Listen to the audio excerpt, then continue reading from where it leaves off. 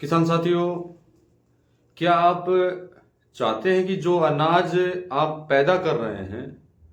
उस अनाज के अंदर जो है आप खरपतवार नाशक डालते हैं, यूरिया डालते हैं, डीएपी डालते हैं, अन्य तरह के जो भी रासायनिक उसके अंदर आप यूज करते हैं, तो उसका असर जो है आपके शरीर पर ना पड़े, आपके पशुओं के हरे चारे पर ना पड़े। क्या आप इस बात को चाहते हैं? आज का विषय जो होगा हमारा इस वीडियो में वो यही विषय रहेगा कि जो अनाज आप उत्पादन कर रहे हैं, जिस अनाज का आप उत्पादन कर रहे हैं, पहले करते आए हैं, आगे भी करते रहेंगे और आप रासायनिक फार्मिंग करते हैं, लेकिन वो टॉक्सिटी, वो जहर जो है उस अनाज में ना आए, उसके लिए आपको क्या करना चाहिए, आज का हमारा यही विषय रहेगा। विस्तार से वीडियो बनाएंगे, ध्यान से आप वीडियो को देखें और जो भी आपके सुझाव हों वीडियो में कमेंट करके आप अवश्य बताने का साथियों काम करें। किसान साथियों नमस्कार, मैं अमित महला यूट्यूब चैनल के ऊपर आपका हार्दिक स्वागत है, अभिनंदन है। साथियों, अगर आप नए आए हो तो चैनल को सब्सक्राइब करके बेल आइकन घंटे को दबा के ऑल पर क्लिक करें ताकि आगे आने वाले वीडियो का नोटिफिकेशन आपको प्राप्त हो सके। किसान साथियों, जब से आप किसी भी अनाज की बुवाई करवाते हैं, सबसे पहले तो जो बाजार से आप बीज लेके आते हैं उसके ऊपर ऑलरेडी जो है कोटिक होता है रसायन, यानी तरह तरह के केमिकल उसके ऊपर लगाए जाते हैं। और मुख्य रूप से अगर हम बात करें तो नया बीज जो भी आप लेके आते हैं, ज़्यादातर के कार्बोडाइजाइम इत्यादि उसके ऊपर होता है। फिर लाने के बाद आप क्या करते हैं, कुछ दवाएं और आप मिलाते हैं बीज के साथ में। बीज बोने से पहले नीचे डीएपी आप लगाने का काम करते हैं। कुछ किसान साथी क्या हैं, बीज लगाने से पहले, फसल लगाने से पहले खरपतवार नाशक का उपयोग करते हैं। काफ़ी क्रॉप ऐसी हैं जो लगाने से पहले खरपतवार आपको डालना पड़ता है, और जो मिट्टी के अंदर आप डालने का काम जो करते हो वो पूरा जहर जो है उस अनाज के माध्यम से, उस जो है जड़ों के माध्यम से वो सारा हमारे शरीर में, हमारे पशुओं के अंदर जो है फैलता जा रहा है। और उसके दुष्प्रभाव क्या हैं वो आप शायद भली भांति जानते भी होंगे, और नहीं भी जानते हैं तो साथियों आने वाले 4-5 साल के बाद जो है आप इसका एहसास भी कर पाएंगे। अब आपकी मजबूरी है, आप लीज पर जमीन लेके खेती कर रहे हैं, आपकी मजबूरी है कि आपके पास 2 एकड़ 3 एकड़ जमीन है, आप डरते हैं, आप बह खाते हैं कि मैं जैविक फार्मिंग करूंगा तो मेरे को फायदा होगा नहीं होगा, पता नहीं किस तरह की भ्रांतियां जो हैं आपके दिमाग में लगातार कंटिन्यू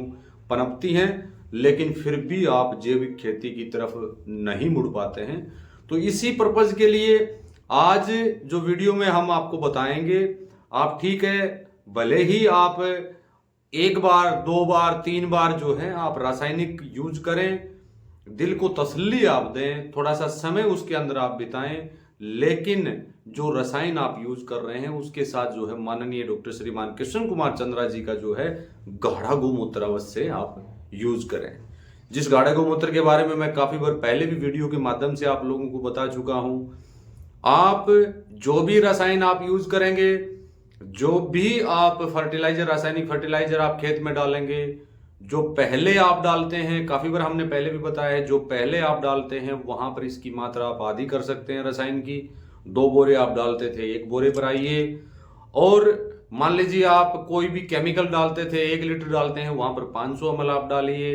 कोई भी कीड़े मार दवाई इत्यादि का उपयोग करते हैं, 200 ml प्रति एकड़ आप कर रहे हैं तो ओनली 100 ml आप कीजिए, लेकिन उसके साथ में जो है ये गाढ़ा गोमूत्र अवश्य साथियों मिलाइए। आज हमारे गाढ़े गोमूत्र को जो है 4 साल का समय होने जा रहा है, और इस गाढ़े गोमूत्र का जब से फार्मर ने उपयोग करना स्टार्ट किया है साथियों, उसके साथ साथ उसको बेनिफिट्स इतने मिले हैं वो आप खुद भी स्वयं भी जानते हैं। हमारे बीच में ऐसे साथी भी अवश्य होंगे जिन साथियों ने गाढ़े गोमूत्र का उपयोग किया, केमिकल के साथ में डाला, धीरे धीरे उस केमिकल से छुटकारा उनको मिला, धीरे धीरे उस रासायनिक फर्टिलाइजर से उनका पीछा छूटा, और आज वो पूर्ण रूप से जैविक पर आने का काम उन किसान साथियों ने किया है। गाढ़ा गोमूत्र का सबसे ज्यादा बेनिफिट्स क्या है साथियों, एक तो आपके अनाज के अंदर, आपकी जमीन के अंदर, आपकी क्रॉप के अंदर जो भी टॉक्सिटी है, जो भी जहरीलापन है, उसको ये खत्म करने का काम साथियों करेगा। यानी उस अनाज के अंदर आप यूरिया डाल रहे हैं, डीएपी डाल रहे हैं, आप उसके अंदर अन्य तरह के एंजाइम्स इत्यादि आप डाल रहे हैं। उसके साथ साथ उसमें आप मुख्य रूप से जो हमारे लिए सबसे खतरे की घंटी है, खरपतवार नाशक आप उसमें डाल रहे हैं। और खरपतवार नाशक का साल्ट जो है किसान साथियों काफी महीनों तक बरकरार रहता है और वो अनाज के माध्यम से हमारे शरीर में जाता है, या जब हम छिड़काव करवाते हैं तो उस समय भी उसका असर हमारे शरीर पर पड़ता है। जो पशुओं को हम चारा खिला रहे हैं उसके अंदर जो भी हम रासायनिक यूज कर रहे हैं उसका सीधा असर जो है पशुओं पर जाता है। पशुओं को जो हम खिला रहे हैं उसका दूध हम पी रहे हैं, उससे दूध से बने जो भी लस्सी है, दही है इत्यादि का उपयोग कर रहे हैं, तो पूरा मामला जो है जहर के ऊपर साथियों टिका हुआ है। लेकिन गाढ़ा गोमूत्र आप अगर यूज करते हैं तो उसकी टॉक्सिटी को बिल्कुल जड़ से खत्म करेगा। दूसरा जो है इसमें सबसे बड़ी फायदा आपको क्या होगा, आप अगर इसके साथ में कोई भी रसायन क्यों ना यूज करें, आप हमारे कुछ साथियों ने तो इसका लैब टेस्टिंग भी करवाया है, उसमें उन्होंने पाया जहर जो है उसके अंदर बिल्कुल 0% उन्हें प्राप्त हुआ है। डबल बेनिफिट यहां साथियों आपको हो रहा है। एक तो जो भी केमिकल आप डाल रहे हैं उसकी मात्रा आप आधी कर रहे हैं, दूसरा आपके अनाज में जो टॉक्सिटी है उसको ये जड़ से खत्म कर रहा है। विशेष करके खरपतवार नाशक आप डालते हैं, अब जैसे गेहूं में भी आप डालेंगे, सरसों में भी आपने डाला होगा या आने वाले समय में किसी भी क्रॉप में आप इसका यूज करने जा रहे हैं तो वहां पर इस गाढ़े गोमूत्र का आप यूज करें। इसके बेनिफिट जो है 100% आपको किस लिए मिलेंगे, क्योंकि माननीय चंद्रा जी के द्वारा केवल ये बनाया ही उन साथियों के लिए गया था जो साथी जैविक तो करना चाहते हैं लेकिन जो है हिम्मत नहीं कर पा रहे हैं। अगर आप इस गाढ़े गोमूत्र का 1 साल उपयोग करेंगे तो उस साल आप 50% रसायन पर आएंगे, दूसरी साल जब आप इसका उपयोग करेंगे तो 20 या 30% रसायन पर आएंगे, और तीसरी साल जब आप इसका उपयोग करेंगे तो आपको किसी भी रसायन की साथियों एक तो आवश्यकता नहीं पड़ेगी। वो आवश्यकता इसलिए नहीं पड़ेगी, उसके साथ साथ आप अन्य उत्पाद माननीय चंद्रा जी के भी आप डाल रहे हैं, डीकेसी के उत्पाद आप वाम भी डाल रहे हैं, ट्राइको भी डाल रहे हैं, एनपीके भी डाल रहे हैं, अन्य जो डाल रहे हैं उसके माइक्रोज हैं, उसके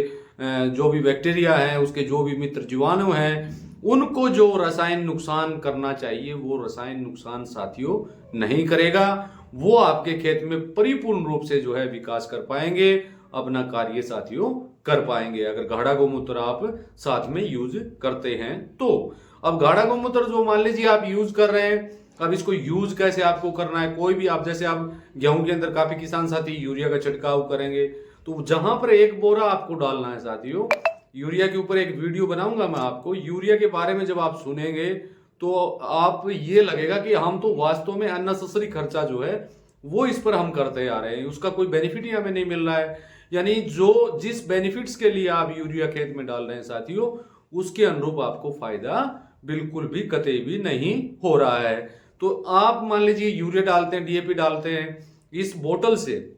इसका उस समय घोल आपको नहीं बनाना है, इसी बोतल से उसको ट्रीट कीजिए जैसे बीज उपचारित आप करते हैं, जहां पर 10 किलो आपको देनी है वहां पर 5 किलो यूरिया आप डालिए। कोई भी एंजाइम्स इत्यादि कोई भी रासायनिक आप लेके आते हैं, जो जहां पर आपको 100% देना है वहां पर इसको 50% साथियों आपको कर लेना है। अब खरपतवार नाशक दवा जो आप गेहूं में यूज करेंगे साथियों, उससे आपकी गेहूं की बढ़वार भी रुकेगी, और अन्य कहीं फसल में भी आप खरपतवार नाशक डालते हैं तो एक बार बढ़वार जो है वो पूर्ण रूप से साथियों स्टॉप हो जाती है। यानी उस पर एक तो ठंडी का मौसम हो गया, दूसरा आपने खरपतवार नाशक उसके साथ यूज किया तो वो बढ़वार का वो 10 से 12 दिन 15 दिन का एक ऐसा समय होता है जो बिल्कुल यानी शून्य हो जाती है बढ़वार के नाम पे अगर बात करें। अगर आप उस खरपतवार नाशक के साथ अगर इस गाढ़े गोमूत्र का घोल बना के अगर इसका यूज साथियों आप करते हैं तो उसमें बढ़वार में भी कोई आपको यानी नुकसान नहीं होगा। दूसरा जो जहर आप खेत में डाल रहे हैं उस टॉक्सिटी को भी ये बिल्कुल 0 करने का साथियों काम करेगा। वैसे इसके ऊपर हमने काफी वीडियो पहले भी बना रखे हैं, इसके बारे में आप भली भांति जानते भी होंगे। फिर भी आपका कोई भी सुझाव हो तो वीडियो में के नीचे कमेंट करके अवश्य बताएं और अपनी राय अवश्य रखें ताकि आगे आने वाले समय में उसमें कुछ सुधार जो भी आपकी तरफ से होगा वो हम